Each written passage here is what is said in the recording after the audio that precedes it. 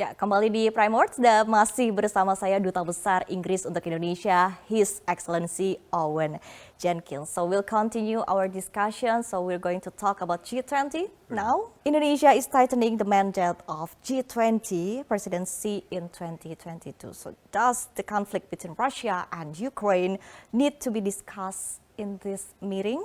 And is there any possibility this event could generate maybe peace between those countries?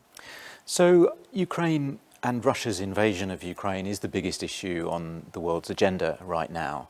And it's right that there can't be business as usual in any international forum, whether that's the G20 or other places. This is affecting so many things in the world, from energy prices to food prices to international peace and security.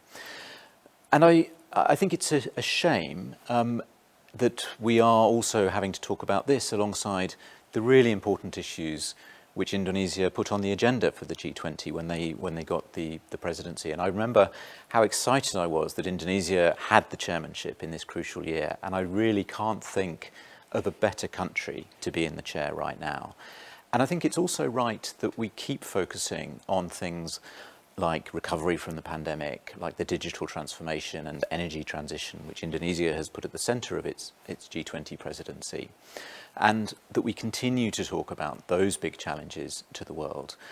Of course, we should also talk about Russia's invasion of Ukraine, the humanitarian disaster it's created, and the impact on the world economy, because it would be very strange if the world's biggest economies, the world's biggest powers, got together and didn't talk about the world's biggest issue. But it can't be the only thing they talk about. Okay, there's a lot of things to be discussed Exactly. on this event, right? Exactly. So, but what is interesting is that the United States and its allies, including UK, as we know, insist to remove or exclude Russia from the G20 countries. So, would you like to inform us more about this? What is the point of view from the UK regarding this? So the UK wants to support Indonesia in its presidency of the G20, and that's the first thing that I'd say. That I think Indonesia set a great agenda for the G20, as I was just saying, and we want to help Indonesia keep focus on that while also addressing the question of Ukraine. I think I can quite understand the moral outrage which Russia's invasion of Ukraine has created in our allies, such as the US. And I can quite understand why there is revulsion at the idea of sitting down at the summit in November with Putin when he has so much blood on his hands. But I'd say that there's a long way to go. There's 8 months before the summit, so I don't think that decisions on that have to be taken now. Okay, so we're moving on. There's a commitment from the UK to increase the trades with developing countries, including Indonesia, and this gesture is supported by the cooperation on the Joint Economic and Trade Committee, or JETCO. So, would you like to inform us more about this one, and is there any incentive applied in this collaboration? Yeah, so we're really excited about this agenda. We've just had, as you say, our first Joint Economic and Trade Committee, the first ever between the UK and Indonesia. And I'm really excited about the potential to increase trade and investment in both directions. And I think the incentives there are because both countries know that two-way trade, two-way investment makes us both richer. It's mutual benefit. So both governments want to support that. And there's huge potential on the upside. At the moment, we have a great trading relationship. It's about £2.6 billion in total. And that's great, but it could be so much bigger. And what the Joint Economic and Trade Committee is there to do is make sure that we realise that potential and boost trade from its already good level and boost investment from a positive level to a really impressive one.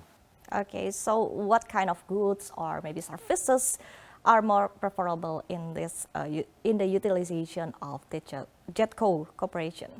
So the first areas which the JETCO will look at are renewable energy and then food and drink and agricultural commodities.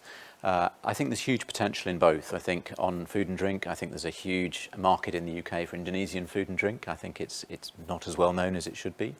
And I think there's also great scope on renewable energy, where both countries have made ambitious commitments to decarbonise their energy supplies, there's great opportunity to collaborate in installing more renewable energy, in exchanging technologies, in investing in both directions. And we're already seeing that with the investment that was announced last week between British Volt and an Indonesian firm to invest on electric batteries.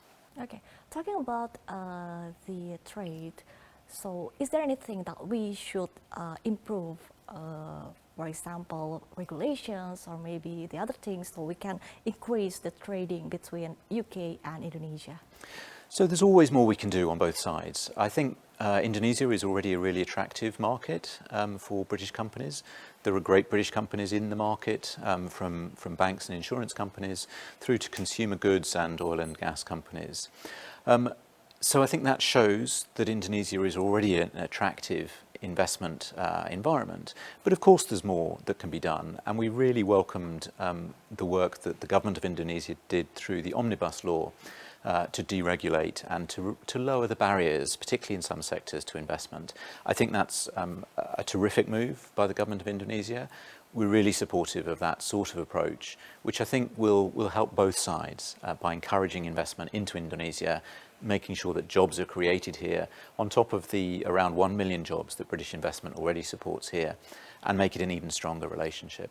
Okay, we're going to talk more about the investment, but we're going to have a break. Dan kami akan lanjutkan diskusi usai jeda. Jangan kemana-mana, tetaplah bersama kami di Prime Words. Do the investment for the battery, for the electric vehicles. So is there any, what scheme do you have?